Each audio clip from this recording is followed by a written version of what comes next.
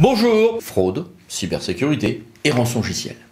Les fraudes, arnaques, rançongiciel touchent désormais durement et fréquemment les personnes publiques. Les fraudes sur les RIB liées à telle ou telle facture ne sont pas rares. C'était même assez redoutable à l'époque des factures papier, parce qu'il y avait notamment des vols à la poste avec des substitutions. Mais même aujourd'hui, en dépit de Chorus Pro et autres, il y en a, et il peut en résulter pour l'acheteur public des obligations de double paiement. Voici des exemples. Le législateur a répondu à tout ceci avec une loi en 2018, et des guides ont été faits, très bien, je vous les recommande, de la DGFiP en 2020 et un avis très opérationnel de la Commission supérieure du numérique et des postes, que voici.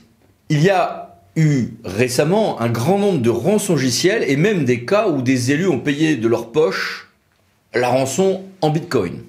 Alors pour le juriste, il y a en amont des matrices des risques à faire, des procédures à sécuriser. En aval, il peut y avoir du pénal, du disciplinaire, des questions d'assurance, de responsabilité plus ou moins partagée entre la collectivité, le comptable public et puis l'entreprise qui a peut-être commis des erreurs.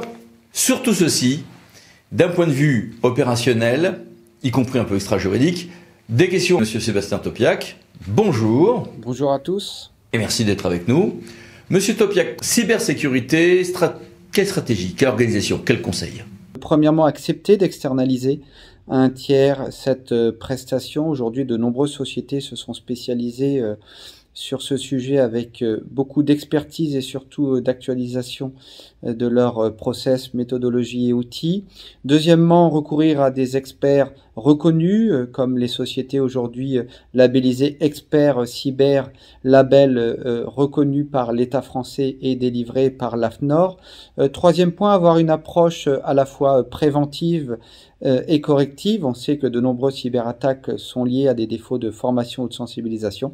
Et enfin, dernier point, avoir un accompagnement permanent, 7 jours sur 7, 24 heures sur 24. Et quels sont vos conseils à ce stade, monsieur Topiak? Premièrement, naturellement, respecter ses obligations juridiques et réglementaires en faisant l'ensemble des déclarations obligatoires. Prenons l'exemple, par exemple, des hôpitaux et des déclarations auprès des agences régionales de santé. Le deuxième point important, c'est naturellement un enjeu d'image et de réputation, en activant très très vite un plan de communication interne et externe factuel permettant de ne pas porter atteinte à l'image ou à la réputation de l'établissement concerné. Troisième point important, limiter au maximum les impacts économiques liés à cette cyberattaque en évitant toute propagation, d'où l'importance aujourd'hui de plus en plus de mettre en place des solutions de supervision de ces infrastructures, équipements ou équipements médicaux pour prévenir ces attaques et naturellement bloquer les cyberattaques avant qu'elles ne se produisent et ne se propagent.